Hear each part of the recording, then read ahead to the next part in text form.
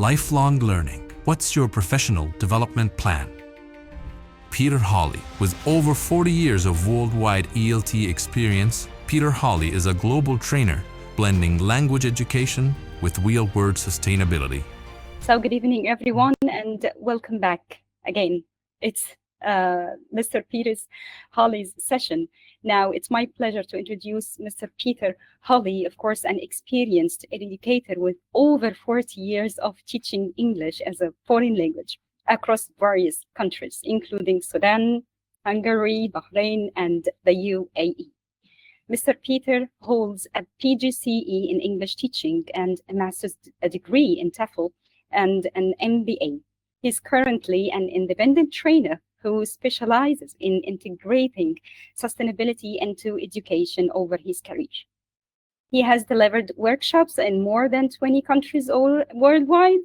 So today, Mr. Peter will be sharing his insights on lifelong learning and future development opportunities for EFL teachers. So please join me in welcoming Peter Hawley. Thank you very much for that introduction.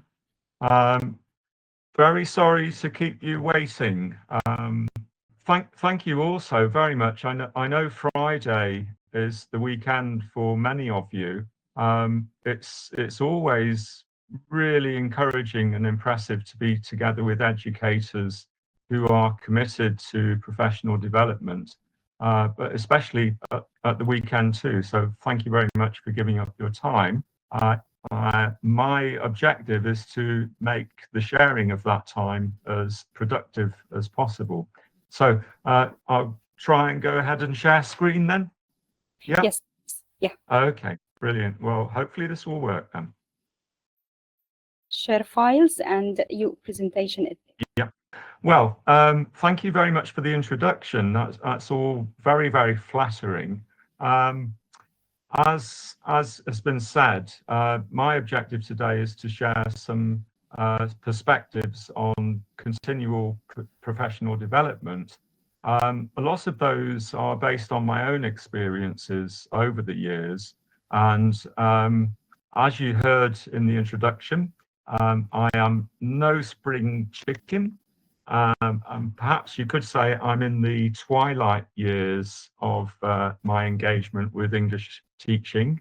But anyway, I hope you'll find what I've got to say and share stimulating. So the topic of the session is, as it says, here we are, May 2025. Where are we going? What's our plan? What are we going to do to develop professionally and continuously, especially in changing times like we face at the moment? I'll come on to some of those in a little while, but I am going to begin with a short introduction and a few questions. Then I'll move on to some of the options that we have for professional development. And then look at the opportunities regionally, internationally, or face-to-face or online.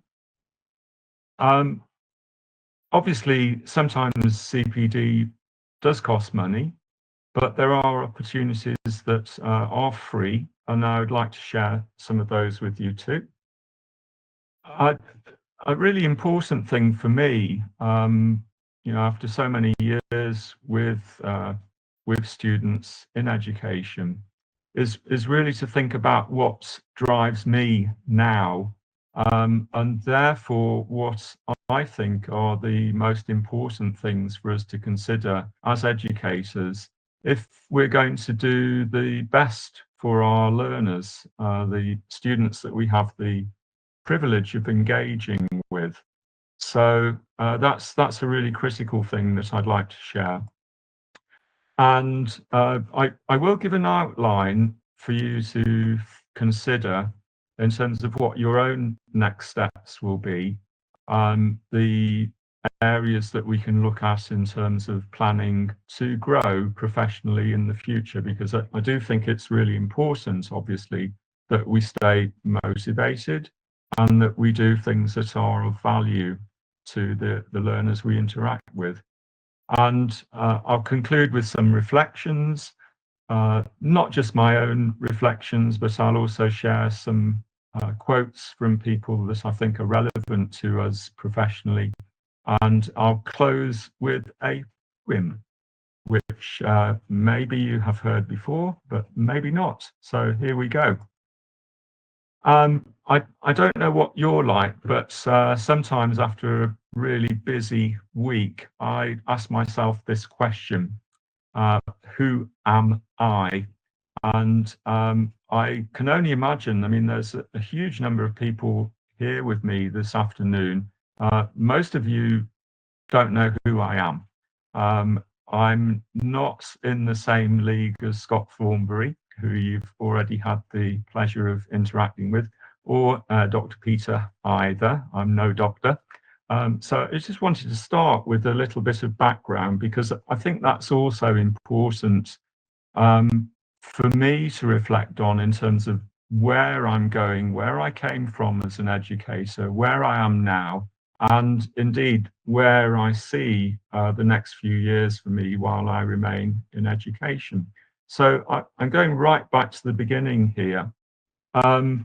My very first teaching experience was in Sudan. I went there straight after university, and I worked in a secondary school in what should we say, pretty basic, pretty challenging conditions. And these are some of the very first students that I had the pleasure of working with as an educator. And at that stage of my career, I would say I probably learned more than I was able to share with my learners. But those are some of my students from Sudan. I worked in a location in a sort of regional main town, large town called El Fasher, which sadly you may hear quite a bit about in the news at the moment because of the civil war there. This has become very personal to me, and obviously I remain very concerned about the lovely Sudanese people. And this is where I am at the moment. This is at a conference in Hungary, a teacher training session at a conference in April, just last month. And that's what I'm doing at the moment now. I'm a freelancer. I do freelance teacher training. I continue to teach too, mostly online, but face-to-face as well. So that's where I'm coming from. I said that Sudan and the challenges that the people there are very personal. And you probably see that at the top of all of the slides that I've got there. This is something I care very deeply about. I think it's something that is often ignored by many people in the world. And obviously there are lots of other challenges in other geographical locations, but sometimes Sudan is referred to as the forgotten war, which saddens me greatly. The other thing that's, I suppose, very, very close to my heart, and again, that's at the top of all of my slides. I've been, as in the introduction, I've been very, very interested in sustainability and incorporating green issues into my education. And I'm heavily involved in an organization called Green Action ELT. And one of the things I've done with that is to take a pledge to make everything that I do in education as green as possible. And I'll mention a bit more about that as we go onwards. So that's me. So been around a bit, still here. You might know the expression in English about teaching an old dog new tricks.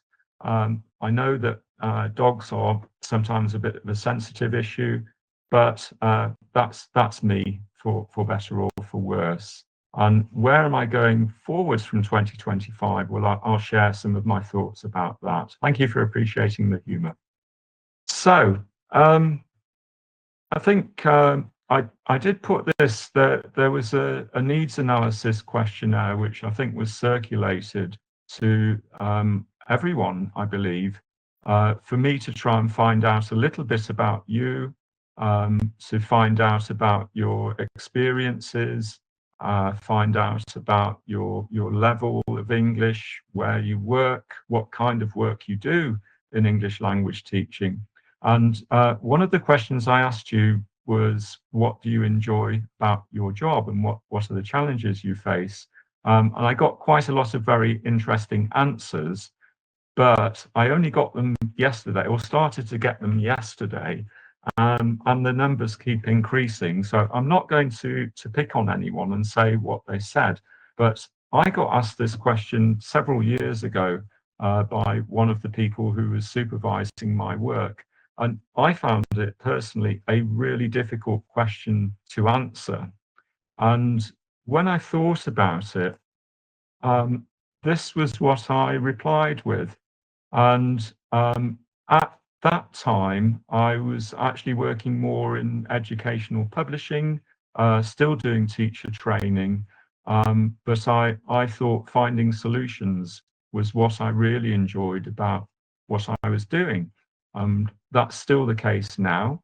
All of my learners, I think, you know, they are looking for solutions to the challenges that they face learning the foreign language. And that was very much at the beginning of where I started out. It's been there all of the time, and that's been my motivation, I suppose. But you know, that's the sort of positive side. We all know as educators that we face challenges, and we all know we go in with a lesson plan, and we know also that things don't always go according to plan. This afternoon, the timing of this webinar is a case in point. So we very often face challenges as educators, and I do believe very strongly that what I'd like to share with you this afternoon, to do with professional development, to do with training, to do with lifelong learning as educators, really helps us to think ahead and overcome the challenges that we can face with our learners. So that's another element I wanted to start off with. And I suppose a final part of this introduction, again, I'm asking a question which you very often hear in job interviews. Where do you see yourself in 5 years' time? I suppose personally, for me, I see myself as finally retired, maybe, I don't know. I'm probably doing some gardening or something like that. So for me, it's not really a relevant question in terms of professional development. But I think for everyone who's with me this afternoon, I don't think anyone's quite as old as me, although there are a lot of very experienced educators. I would imagine that in 5 years' time, you would like to see yourself continuing to educate and continuing to help your learners with the challenges that they face to the best of your ability. So again, that's where I'm coming from. And with my experience, I would say that lifelong learning equals, in our profession, lifelong teaching. If we're not committed to developing as professionals, we burn out, we maybe leave the profession. But if you have a commitment to developing professionally, then that will support you through the challenges you face in the future.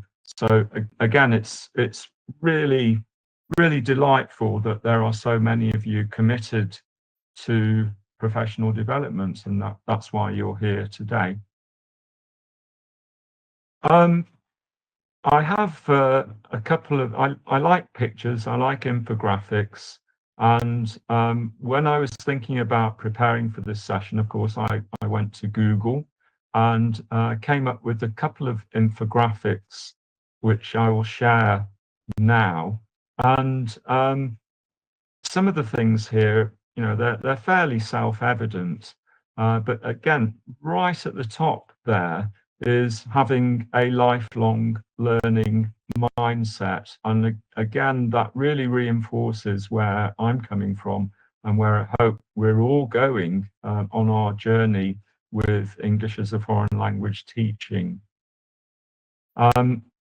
I don't really want to go round all of those in detail. I'll let you look at it for a short time, but I will pick out a couple of things which resonate very strongly with me now in terms of my motivation as an educator. And one of them is, well, surprisingly, the green one, global perspectives. I'll come on to this much later on, but for me, encouraging our learners to not think in isolation, but to see themselves as part of a wider global community is really, really important. If I look at number 2, customized learning paths, I'll share quite a few ideas with you this afternoon, which I hope will give you food for thought. But your own learning path is your own individual learning path. And I hope to provide some ideas of where to go to for inspiration. But I also want to share, I suppose, my own customized learning path for me. And a lot of that does include number 3. I reflect an awful lot on what I do. And again, that's why I want to share it with you. Another thing, this is perhaps less easy to share. It's a bit more compressed. But again, it's about the stages of our professional development and the different areas we can focus on. And this one was put online by the British Council fairly recently. And the British Council is an organisation that I've collaborated with professionally in the past and hold in very high regard in terms of what they do for educators and what they're still doing in terms of teacher training and development. And I'll share some information about that later on.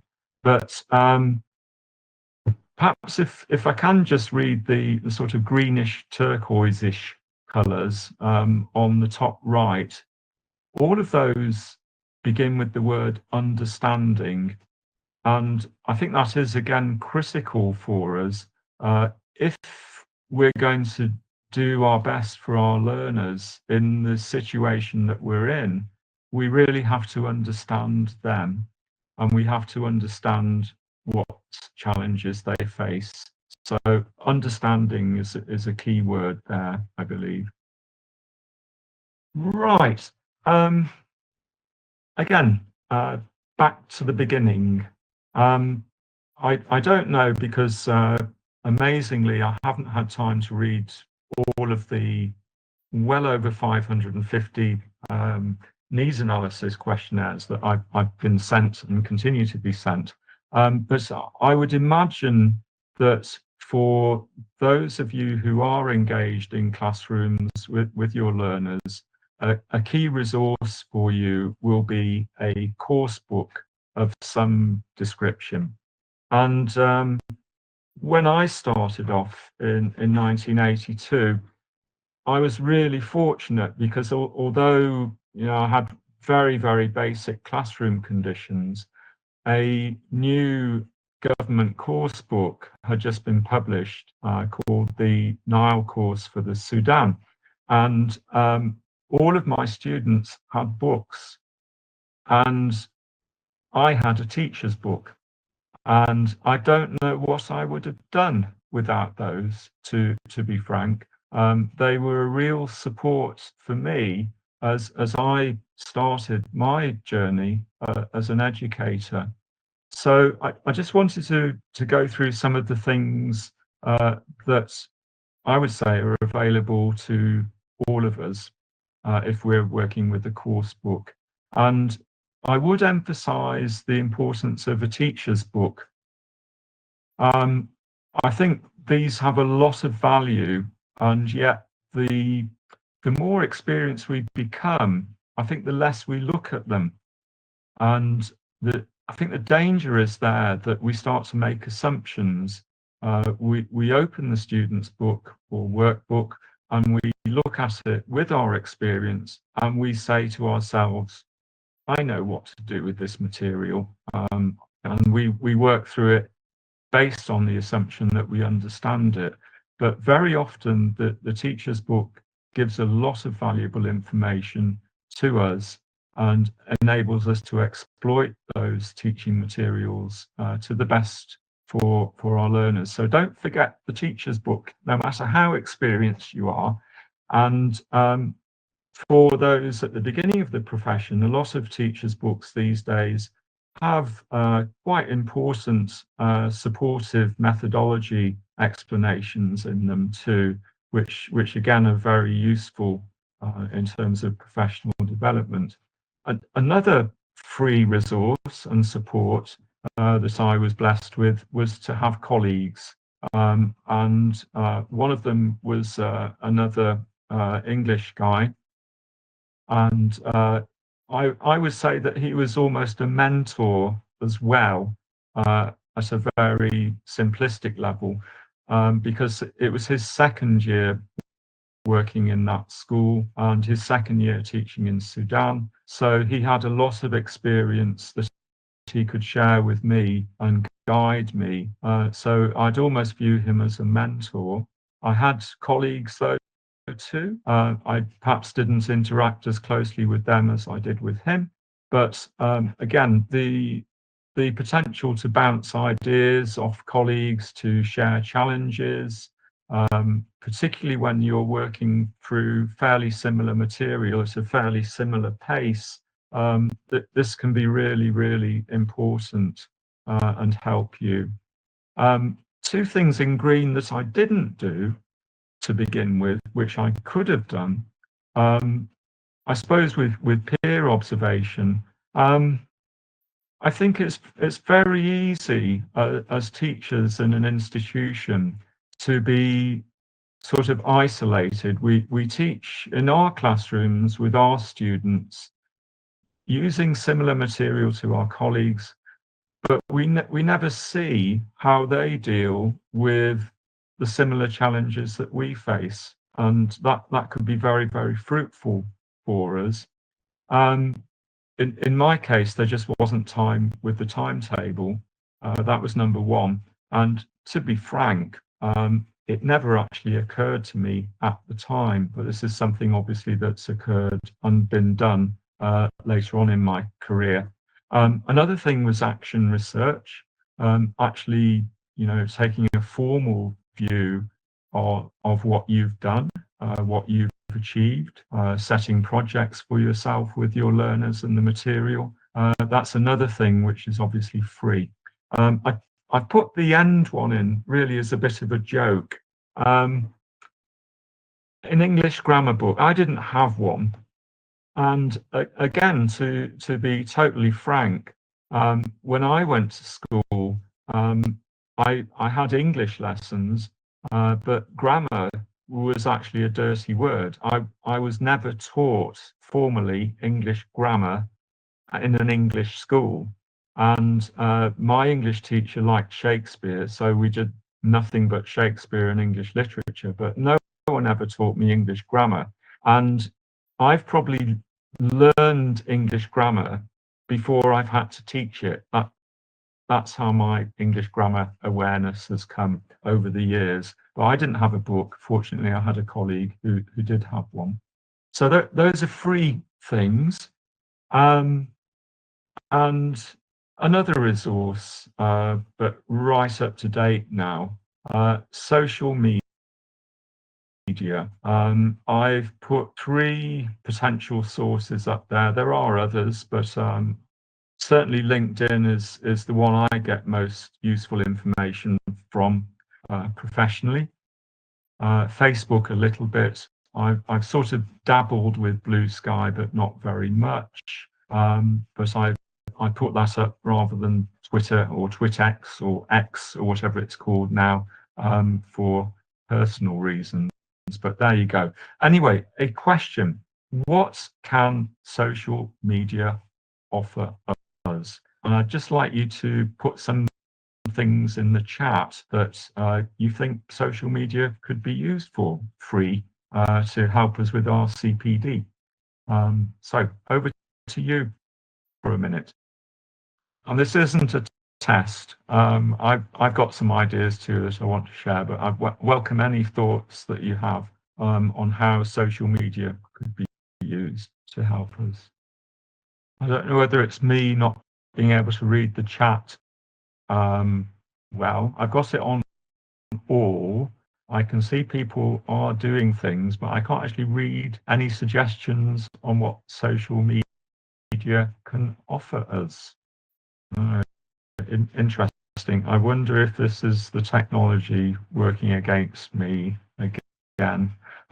Okay, I won't spend more time on that because we'll run out of time. If you have put something in, thank you very much for sharing your thoughts, and my apologies that I can't see your thoughts. I'm sure they're very valid. But these are just 4 things that I put down in terms of what I think we can get from LinkedIn or Facebook. As I say, I'm not so sure about Blue Sky. So social media can inspire us, it can support us. The power of networking is something I'll return to again and again. And I think building up a network of fellow ELT professionals is really important in terms of our development. So networking is a major one for me, especially as I'm working as a freelancer. I'm not in a teaching department. I'm not in a school. I do have what I would call virtual colleagues who I network with, but I have no one physically there. And then obviously CPD in general. So I just wanted to share with you a few things that illustrate that. This is just a screenshot. I am on LinkedIn. I really welcome if you connect with me. I have to say that most of my posts these days tend to be rants about things which I think are really important rather than specifically about teaching methodology. But this is just an example of one of the people that I've connected with. I've never met Dylan, but I've somehow found one of his posts earlier on. I find lots of things that he posts are really, really interesting. And he follows a methodology which I use most of the time these days in my work, called Dogma, and I'll mention a bit more about that. So I find what he shares really stimulating. And if you do go on LinkedIn and you build up a network of other educators, sharing ideas, sharing challenges, sharing solutions is really, really useful. So that's just a screenshot. I mentioned earlier about my involvement with Green Action ELT, and I first got interested in them in 2022. I'm not saying I wasn't really aware of environmental challenges and green things before that, but 3 things happened to me in 2022. I'd recently come back to Hungary. I used to work here years ago, and I've come back hopefully to settle now. And it was the tail end of the pandemic. Face-to-face conferences really weren't on. It was mostly online. And I attended an online conference that had been organised by a language school in Spain, I think it was. And one of the presenters was a gentleman called Christopher Graham, who I now work with very closely because he's on the steering committee of Green Action ELT as well. And Christopher I suppose, opened my eyes in terms of where I could be going professionally, in terms of the content of what I could use with my learners.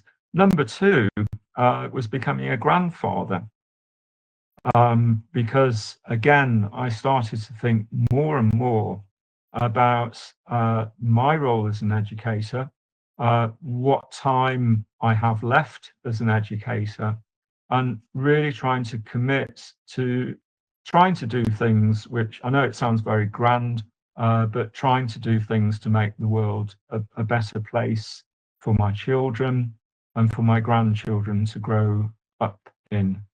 And that led to me, I joined the National Teachers Organisation in Hungary, which at the time was called IATEFL Hungary. And I put in a proposal to do a workshop on green ELT at their annual conference, and that was the first face-to-face one after the pandemic. My proposal was accepted, and that was the first time that I did a workshop specifically on green ELT in my career. In red at the bottom, a bit of advertising. Green Action ELT will be having an online conference. We've just been looking at proposals that will go onto the programme. It will be on the 6th of June. And at the moment, I think it will start at 11 a.m. UK time. If you go to the website, there'll be a lot more information there and you can register for it. And it is free. There you go. I've mentioned the British Council before. And as I said, they're very close to my heart. I worked with them in two countries, here in Hungary to begin with when I first worked here, and following that in Bahrain too. And I did some teaching when I was sort of in between things with them in Dubai as well in the past. But the British Council, I think, has had a very important role in the development of English as a foreign language teaching internationally, and I still hold them in very high regard.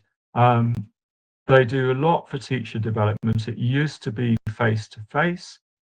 Most of it obviously is online now. And I just wanted to share the newsletter that pops up in my email inbox, usually once a month, sometimes twice a month. And you can see they have teacher training webinars, they have articles to read, and they also run free CPD courses, which you get certificates for if you are sort of creating a portfolio of things to add to show about your commitment to professional development. That's just an example of one that I took about a year or so back. But they have them on lots of topics, and if you get enrolled to receive information from them, you will find out about those. And again, they're all free. Another thing that can be free is what ELT publishers do. Again, in my career, I've worked for two of these. Well, I suppose full-time. I've had full-time jobs with two of them. I've worked for most of the others in a freelance capacity as well as a teacher trainer too. And I don't know, I sort of hesitate to call them, but those are, I suppose, the big five. I don't want to put down other publishers, but I would probably say they have the largest resources to draw on to produce the teaching materials that they do. There are, of course, others, and MM and Express are also quite visible. Again, particularly in the state sector, you see a lot of them too. one thing I would add there, though, is that most of these publishers now don't do methodology books to the extent that they used to. I know Scott would probably argue about that because I think he's just had something published quite recently by Cambridge. But having worked with commercial publishers, I know that they're not so interested in methodology because it doesn't make much money. Obviously, it's critical for us. And if you do have a publisher that's committed to ELT methodology materials, that's great. Which brings me to mention two that really specialize in that. Delta is one that I'll mention a bit later on. I haven't actually had any resources from Pavilion, but one of my contacts has recommended them as a publisher for methodology material. So those are two I'd like to add too. And I thought here I'd just share the most recent books that I've bought for my methodology library. And the first one, I'd mentioned Christopher Graham as, I suppose, an inspiration in terms of my development in the last few years. And he wrote a book that is a 50 Ways series, is produced by a very small publisher. And the books are, they're print on demand books. And they've got them on business English, they've got them on all sorts of things. But one came out in that series about how to be a greener teacher, which I thought was a really useful resource. Because they're print on demand, I'm afraid the only way I've been able to obtain them has been through Amazon. And much as I don't really want to give them any more of my money, that seems to be the only source at the moment. But that is a great resource if you're interested in sustainability and green things. This isn't a plug for Scott specifically, but I bought it. It's not a recent book. It's about 10 years old, I think, or maybe even older than that.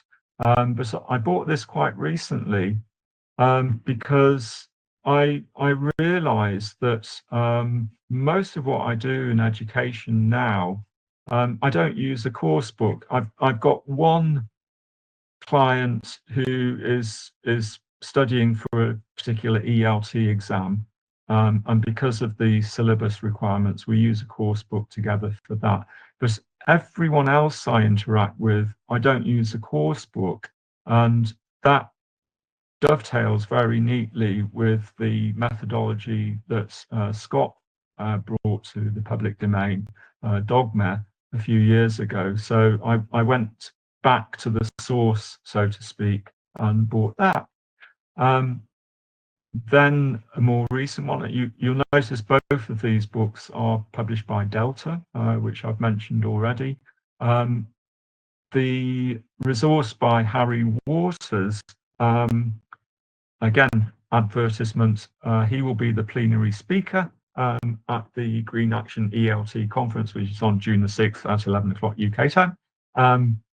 He is another advocate of incorporating sustainability in what we do, and that's another great resource too. And the last one I bought, again, not advertising Scott specifically, but advertising myself, because at the ripe old age of 42 years in education, I finally had something published. And it's a chapter in that.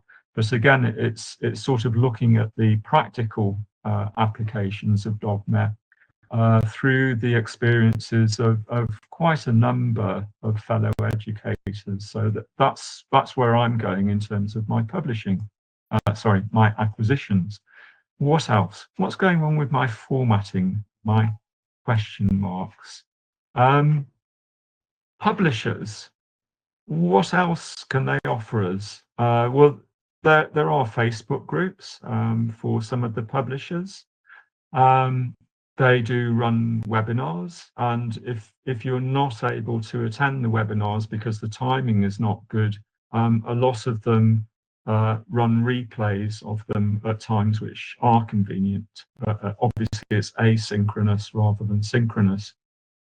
I don't know what it's like in your own countries, in your own locations, but as far as I know, there will be face-to-face workshops carried out by publishers, and I'll make a comment about those in a minute. Some of them produce newsletters. We've mentioned the importance of teachers' books. Some of the course books are also supported with testing material, with teacher resource books too, to complement the core basic course material. Again, going back to a portfolio of professional development, proof of professional development, a lot of the publishers provide certificates for attendance of their webinars. A final thing is podcasts. I just thrown that up there. Am I collecting a portfolio? I don't know. Anyway, I do quite frequently log on to some of these webinars and sometimes get a certificate of attendance too. This happens to be one from Oxford University Press. They have a sort of annual conference with quite a lot of sessions on it at various times. Other publishers do the same, and I'll mention another publisher in a minute. But these are things to be aware of, and I think if you're not sort of tuned in, registered with them on their database, then you won't really hear about them. But there's a lot of stuff that you can get out of publishers. But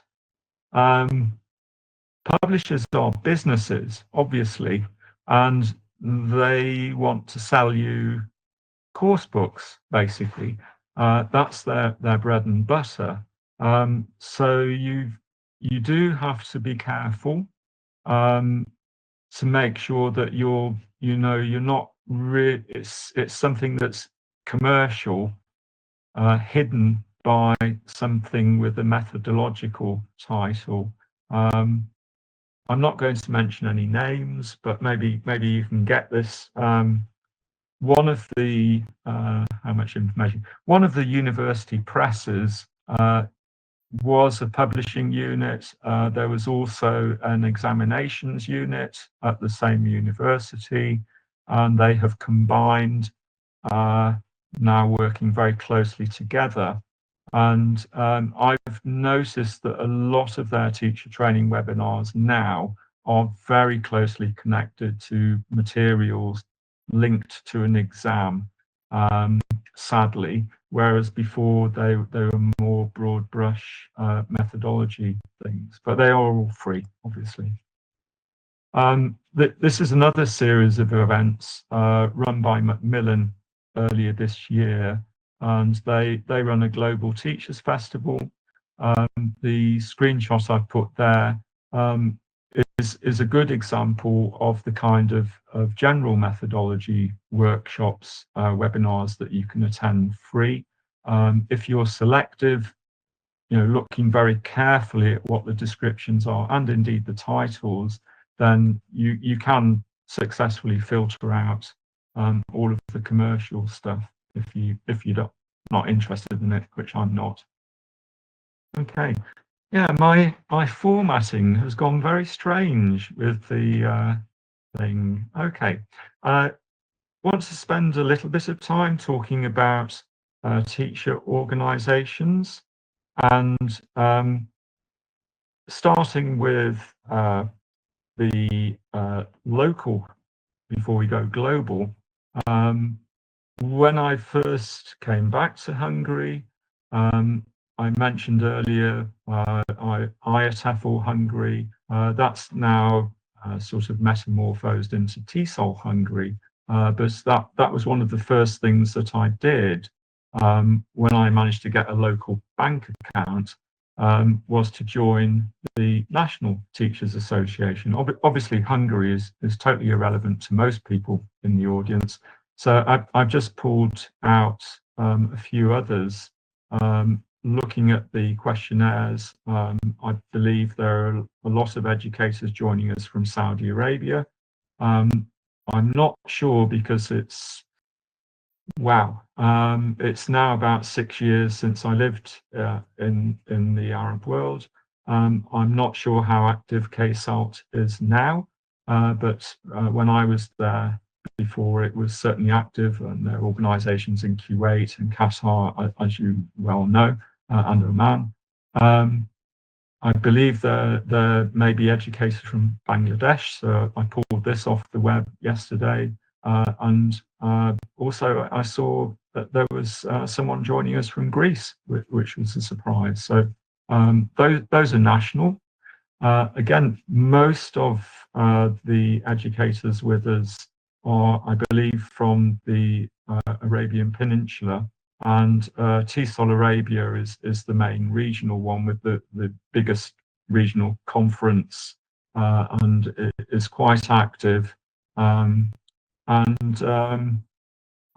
was actually living in Bahrain when they started up millions of years ago. And again, it was a sort of grassroots organisation. It came out of teachers who were working in Al Ain at the university, I think, if I remember correctly. And I suppose the message is there. When I was looking into this, I think there was some countries where we got participants where, Googling, I couldn't find if there was a local national organisation. And I think that's an opportunity. If there isn't one, just do it. Go Nike. Finally, international ones. And I've mentioned membership is not free, but the international ones are really at a different level finance-wise. But again, networking globally, IATEFL and TESOL International are ones to look at if you have the funds or the sponsorship, and particularly their annual conferences. I've never been to either of them, but those are huge events, but they can be quite pricey to go to. Most of the teacher organisations will have had SIGs, special interest groups, focusing on different areas of teaching, and you may be interested in certain areas of education, and you may find a special interest group that fits exactly what you're interested in. For business English, for teaching young learners, for inclusivity. I'm just thinking of a few IATEFL ones.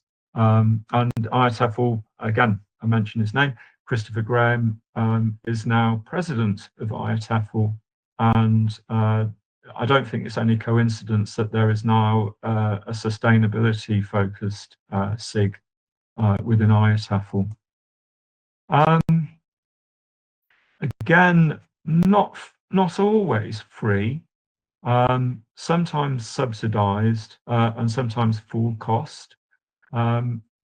Not online, but face-to-face teacher development courses. I'm afraid here I'm looking at my local situation because I don't know anymore what the situation may be in some of the Arab world countries. But here, the European Union has an Erasmus program which supports, sometimes it supports full cost teacher training programs, other times it's subsidized. I've been involved in working with teachers in Central and Eastern Europe on summer schools, which were subsidised by Erasmus. Sometimes they are free, though, but I put this one up as a question mark because, I mean, we all know what's going on the other side of the Atlantic. I don't know if the reload network from the US state is active anymore in terms of providing free teacher training courses. They certainly were last summer in Hungary and in other countries regionally. I mean, US aid has been decimated with all of the educational programs that they were involved in, as well as healthcare and other peacekeeping. It's all gone. If you did have a reload in your area, all I know about the ones in my part of the world now is that they are still there, but they have no money. They have zero budget. So I put a question mark there. I don't know how active they are in your own countries. I suppose the biggest expense, and I do see that many of you on the information I received have invested heavily in obtaining, I suppose the standard is not really the right word. I suppose the more commonly known teacher development qualifications like a entry-level CELTA and higher level developmental Delta. And that's the sort of, I suppose that's the sort of fairly common route towards certification. I was quite lucky when I was going through this stage of my development. At the beginning, the initials PGCE were mentioned. If you're familiar with the UK educational system, a PGCE is basically a postgraduate teaching qualification. And I was very lucky that I could get funding to do one in teaching English as a foreign language. Obviously, the government funds don't exist for that anymore, because if you're doing TEFL, there's very little chance you're actually going to go back into the UK state teaching system, which I didn't, having tried it. But those are the sort of common ones from Cambridge English. There are other options. Trinity is another one which is held in very high regard as the sort of basic progression. And then we come on to the big money. You know, do you then take it further and go to university and go for a master's qualification? Again, it's a route that I went down, because in those days, the kind of professional development positions I was interested in, which were largely in third world countries, with the British Council, an MA in TEFL was, it was a basic requirement, really. So that was the route I went down. But it wasn't cheap.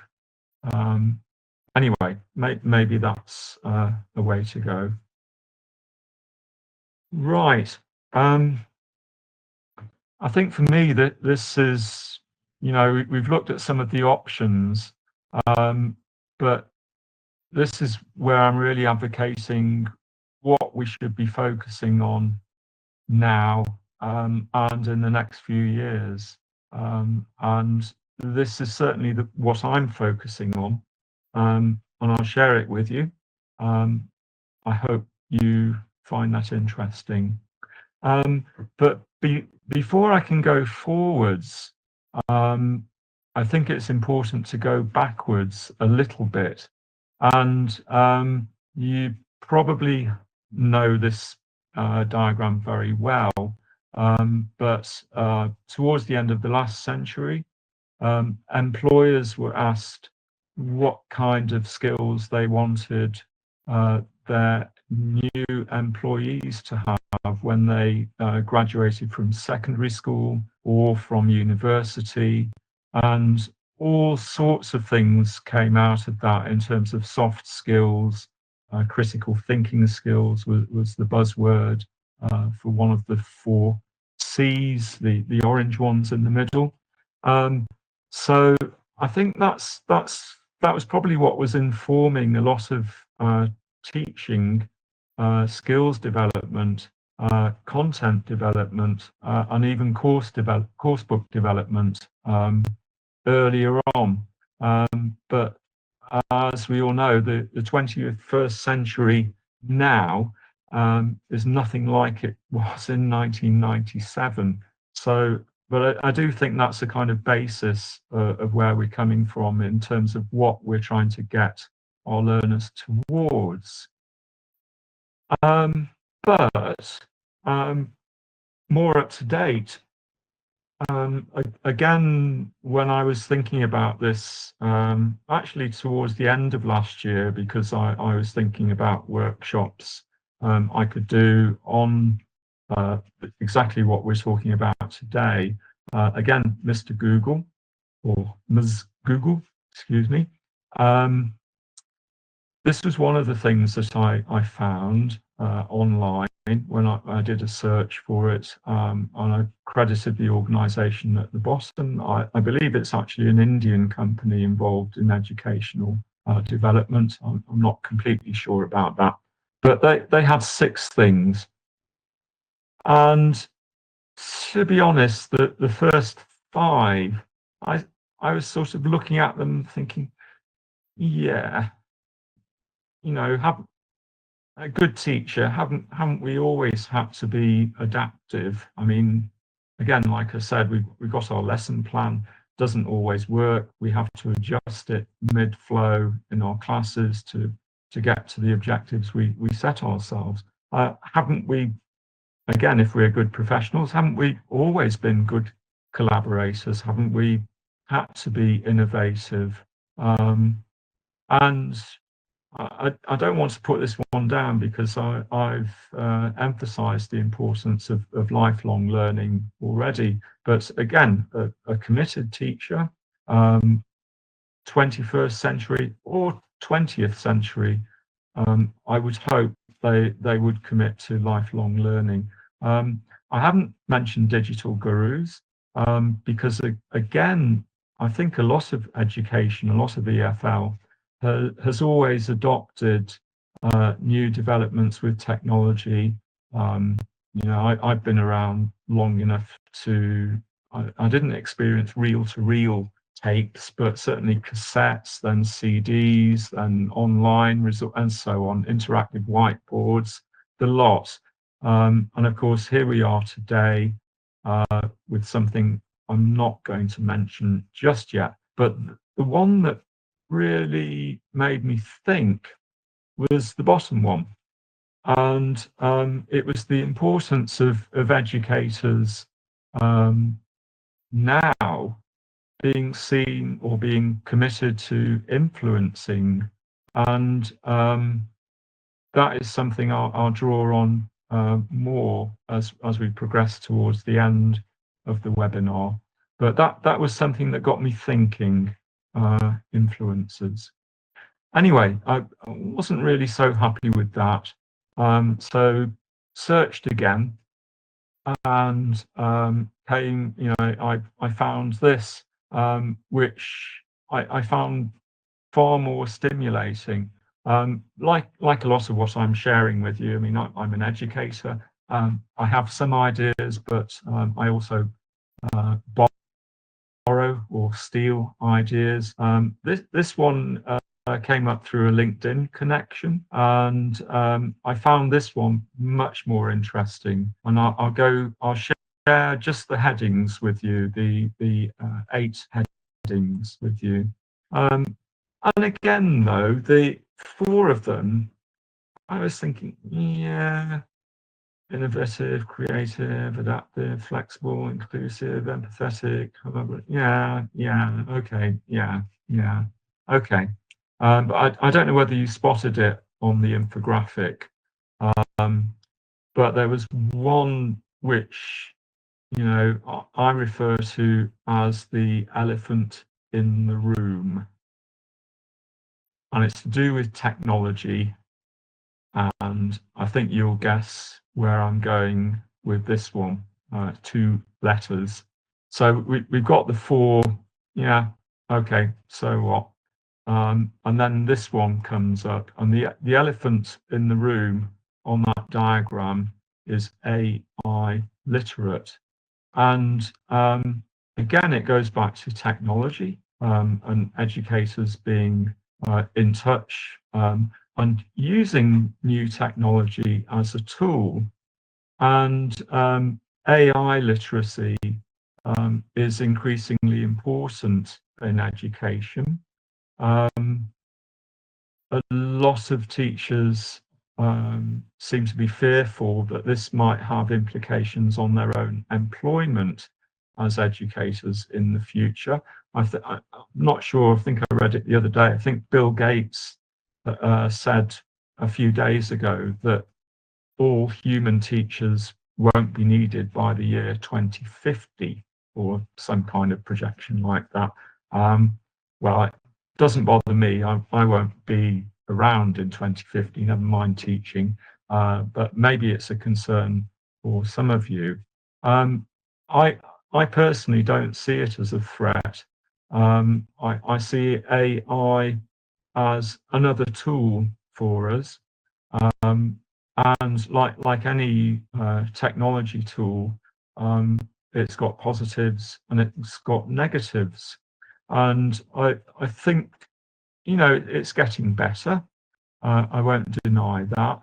But I think a lot of the sort of pedagogic questions that we should ask ourselves before we embrace wholesale using AI in our teaching, if we're in a situation where we're lucky enough to have the hardware and the internet connection and all of that stuff, I won't deny that there are many learning environments where that's not attainable. But if we have that, should we just use it? And I'll just share with you some thoughts about that too. They're not recent. They're over a year old now. And this is another LinkedIn contact that I connected with. And he's a Canadian guy called David, I don't know if I'm pronouncing it correctly, Jubelbais.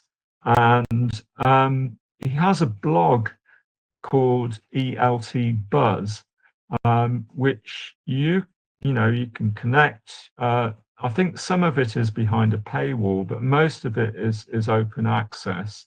And he writes some really interesting stuff. A lot of it is challenging the sort of fashions that we go through in ELT. And this is one thing that he put up there over a year ago, really questioning whether AI, as it was a year ago, actually encouraged our students to do all of the verbs that are up there in that word cloud thing. And I think if you look at them closely and objectively, some of those, I'd say AI is getting towards answering those. But a lot of them, it doesn't do. And you could argue it can't do, which again, to me, reassures me in terms of my ability to contribute as a human to the educational process. And I would hope it would make you all feel confident about your future value in the educational process. So that's something I wanted to share with you. So there are sort of pedagogic questions about AI. There are, I suppose, moral questions too about it stealing, borrowing your ideas to train its LLM, its large language model, and whether that is ethical or not. And these are all things which I think we need to question too.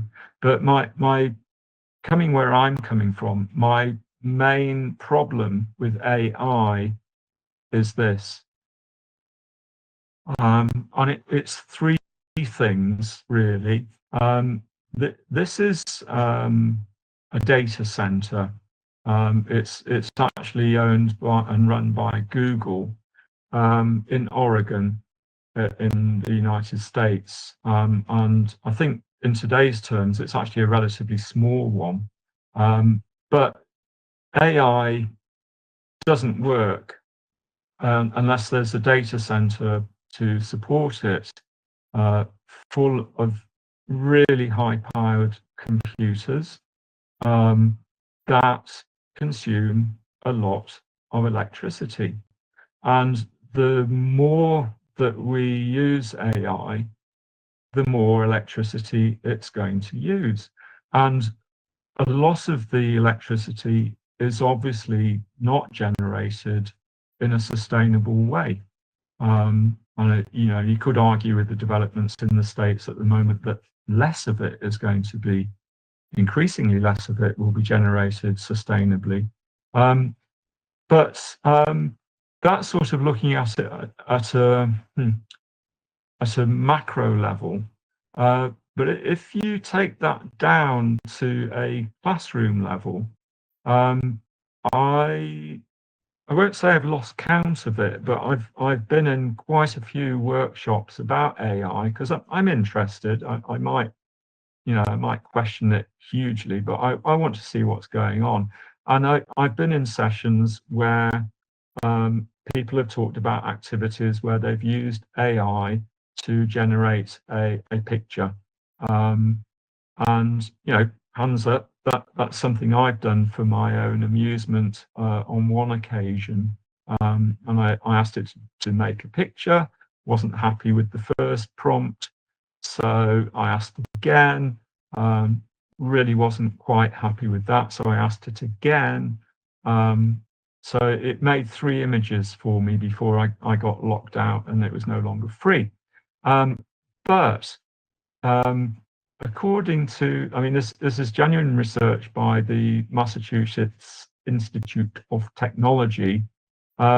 For every single AI generated image, you use as much electricity as you would do if your mobile phone was on 0% and you took it back up to 100%. So that's just one picture. I did it 3 times as an individual just to have fun. But I've been in workshops where I've seen educators talk, about doing this kind of thing with a moderately sized class of about 25 to 30 students and getting them to draw pictures. I do question the pedagogic value of that at times too. Okay, you've got to use language to give it prompts, you've got to be accurate about that. But where I'm coming from, again, back to electricity consumption, is one lesson, 25 students, shall we say, 3 attempts at getting an image. So that's like 75 mobile phones being charged up. Just for one class and one activity, which which I would question pedagogically. And I'm thinking, I don't like that. I don't like what AI is encouraging us to do more and more of. I also don't like it because of the water consumption that the data centers need, because these really powerful, increasingly powerful computers need cooling. And that requires a lot of water. It has to be clean water. We could argue that some of the steam can be recycled and reused, but I mean, you can see in this picture that they're actually losing quite a bit of it. And many of these data centers are being constructed in areas where there is a real problem with water availability. The third one is the generation of e-waste, which I think is a huge problem, very often generated in the first world and handed over to the global south to deal with. It's not a very nice process dealing with electronic waste. Again, the more AI becomes power hungry, the faster the computer, the more powerful the computer has to be. The previous ones go out of date very quickly, and more e-waste. So those are my three reasons why I really am not in favor of using more AI. So there you go. So that was my bit on AI, on the elephant in the room. So we've dealt with that. But there were 8 of these, and it's the last 3 which I found resonated most with what I was doing and what I wanted to do with the learners I was fortunate enough, or unfortunate enough, to engage with. And you know, those 3, culturally responsive. In today's world, you know, that seems to be more and more important. We seem to be living more and more in a world which is quite divisive, and it shouldn't be like that.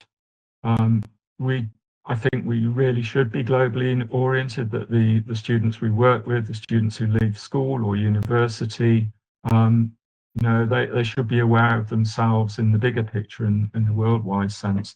And of course, environmental advocacy, you know, where I'm coming from with Green Action ELT. So 2025, but I'm actually going backwards again now. And I'm going to talk a bit about global citizenship education. And this is not a new concept. We could argue that it actually originated just after the Second World War, with the UN founding and all of those developments in UNESCO. But it's evolving. And the infographic I've shared with you there is a fairly recent version of where GCE is now. And just very briefly, cognitive, that's basically the content, the blue area. Socio-emotional is the kind of skills development. And the green area is like a call to action. It's what we do with what we've learned. So that's GCE. What it should encourage and what it should develop, are these areas. And again, I really can't overemphasize how important I think these things are if we're going to make our learners, or encourage our learners to be good citizens of this planet. And I think, you know, if you look at those just for a minute, you will see that all of these are so valid. And, you know, I think of promotion of peace and conflict resolution as particularly relevant. Here we are in 2025. So I'll just give you a second to look at those and hope you find those valid in terms of what you can do with your learners.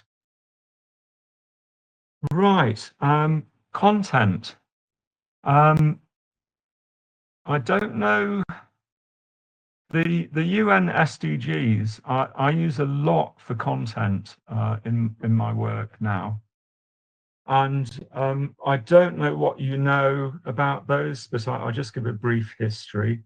In 2015, all of the member nations of the United Nations agreed on targets for them as nations to be reached starting from 2015, to be reached within 15 years. And these were quite ambitious targets.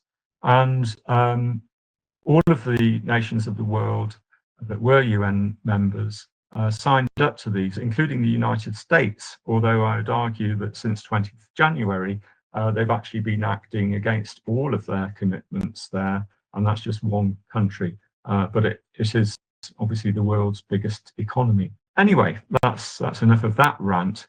SDGs, I've actually been really surprised, given that these have been around now for over 10 years, the lack of awareness that, you know, my own students have, and indeed some of the teachers that I train. There's tons of material to support these in education, and yet, although they've been around for 10 years, not many people really seem to know very much about them, which is very sad. And I very often ask this question of the educators that I work with, and sadly, they don't know very much. They are such a rich resource, and they do underpin you know, everything really that I've talked about so far. Of those 3 out of 8 areas which I think we should be focusing on in 2025 and beyond, the content is there. So if you think of the GCE diagram that I showed a little while back, if you remember the blue area of those 3, the blue area is basically what all the information in the SDGs contains. So there's your resource if you choose to go down that route and you think it's important. I've just noticed a hand sticking up, and I'm wondering if I'm ignoring all sorts of questions. So I'm going to click on it and see what happens. I'm very sorry, I've not really seen these before. Okay. Now what do I do? Okay. Okay, I'm not going to do that. Sorry. I'll allow you to talk at the end. I definitely won't remove you. My apologies, I've not really noticed any of these before. And for Rihab Al-Said, I think she asked a question 1 hour and 21 minutes ago. So good grief, have I been going that long? My apologies for not noticing those before. SDGs. These are the 17, if you're not familiar with them. As I said, sustainability is so much bigger than the environment. If you can read them, number 13, 14 and 15, climate action, life below water, life on land, those are very much connected to the environment. But sustainability includes much more than that. And again, going back to what I said earlier, you know, you look at number 16, peace, justice, strong institutions, very much what we need, but sadly lacking in many parts of the world. Perhaps the one that we should be looking at most carefully is number 4, and it's labeled quality education. And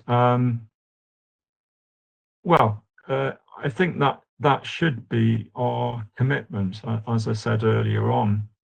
As educators, if we're going to do the best for our learners, what we should be doing is providing quality education. Number 4 in this context is dealing more with provision and the cost of education, the availability of education, rather than the actual syllabus content.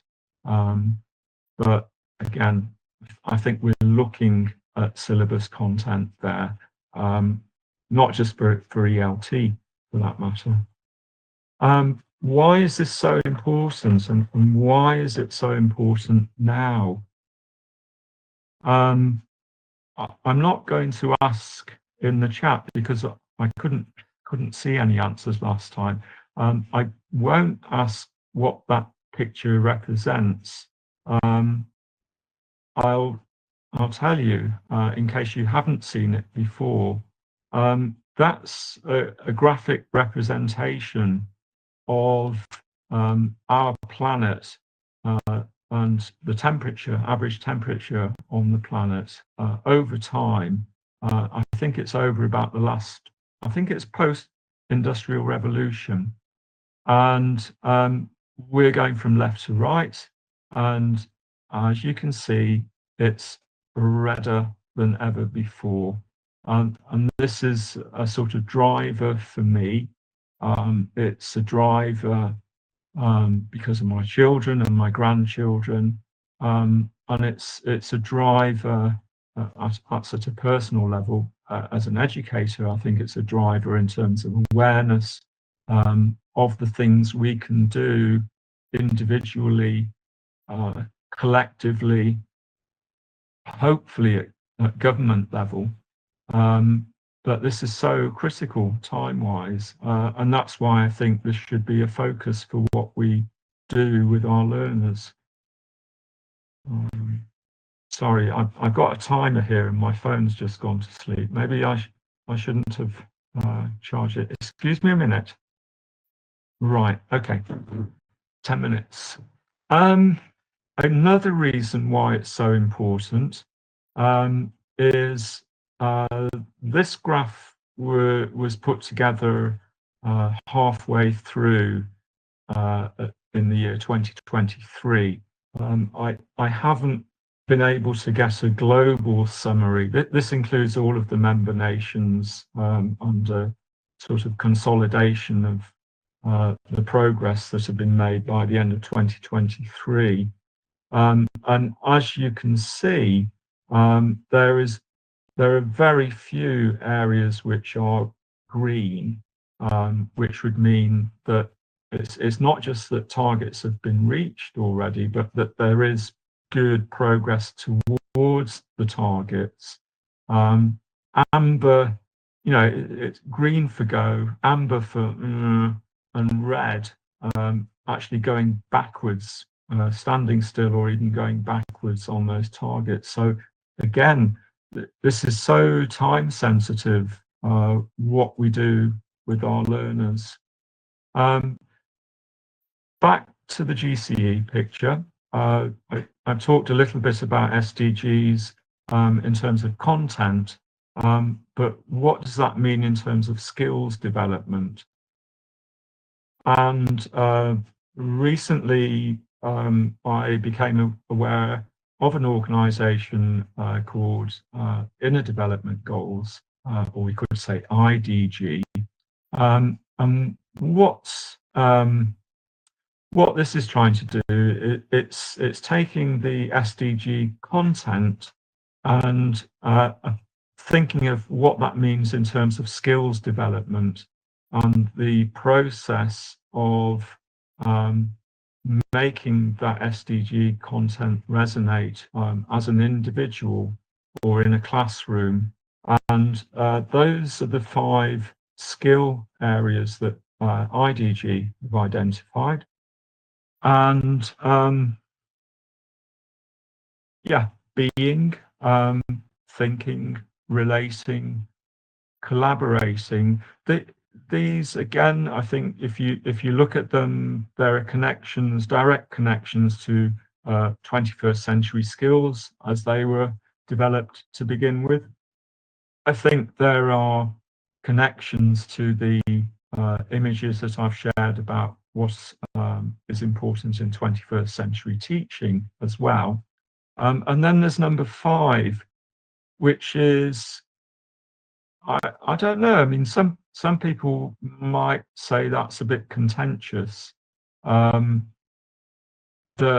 we're not just giving our learners content, we're not just giving them skills, but we're actually encouraging them to take action. And some educators may think that's a step too far. I'm not one of them. Anyway, that's me. So some concluding comments before there's time for questions. And I did say I like quotes, and this is one that I wanted to share with you, because I think in terms of a way forwards, in terms of what's the plan, it is critical that we have a plan for professional development. It's critical that it's your own plan, that it's individual to you in terms of how you want to evolve as an educator. But I do think what Goodall says there, she's an environmental campaigner, just in case you don't know her. And I think that's a very powerful quote. She's not a sort of formal educator, but a lot of what she does educates people about the world, particularly biodiversity is her area. And I think what we do as educators does make a difference with our learners. We have a very powerful role to play. And again, going back to excellence in education, we want to do our best for our learners. And so our professional development plan, I think, should reflect that. It should reflect that power that we have and that commitment that we should have to our learners, I believe. This is a basic outline for a plan, and I'm going to go through this quite quickly, but I do believe that the slides will be circulated later on, so you can look at this in your own time. Again, I've credited who I got this from. She's not a contact on LinkedIn, but somehow or other this came into my feed, and it's not specifically to do with education either. You know, if you look at it a little bit, you can see some business terms there. I don't know if you know what a SWOT analysis is. It's usually something done by corporations, but you know, she's applying it to you as an individual. And if we look just at that, the SWOT analysis for ourselves as educators, what are our teaching strengths? What are our weaknesses? Are there opportunities? Well, I hope I've shared a few with you this afternoon or this evening now, to give you ideas in terms of opportunities for development. What are the threats? Is AI or increasing use of AI a threat to us? I think, you know, going back to where I came from at the start, a real threat to us and our development as educators is if we stop learning. Anyway, I won't say any more on that, but you will have a chance to look at that hopefully in more detail later. Because I did say I'd like to read a poem to you, and I'd really like to have time to do that. If you have heard it before, my apologies, but I found this last year. It's written by a teacher trainer, methodologist by the name of Alan Maley, who has been around the block a bit like me, and is still very active. And he wrote a poem called Teacher, which I'm going to read to you. So, teacher, what do you do? I'm a teacher. What do you teach? People. What do you teach them? English. You mean grammar, verbs, nouns, pronunciation, conjugation, articles and particles, negatives and interrogatives? That too. What do you mean, that too? Well, I also try to teach them how to think and feel.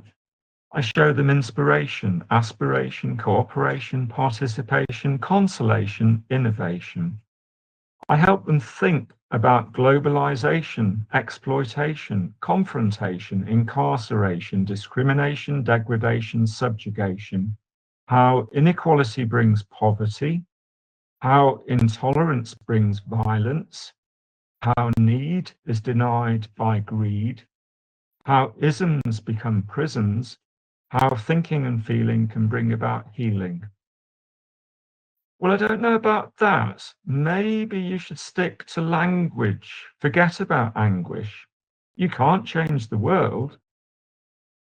Because if I did that, I'd be a cheater, not a teacher. A couple of quotes. Well, Nelson Mandela. We're in a very powerful position and we can change the world if we choose to. And another one, Martin Luther King. If we stay silent, you know, we're not doing the right thing, I think. And again, maybe taking it too far, I do believe that in our powerful position, given the state of the world, we do have a responsibility, and maybe educating towards activism is the way forward. And that's my alarm. And that's my last slide. The poem is on the next slide. So if the slides will be available, the poem will be there too. So you have that as well. So thank you very, very much for devoting part of your weekend. And I do understand Friday is a very, very special day for most of you in the Arab world. So thank you for being with me this afternoon. And take your teaching to new heights.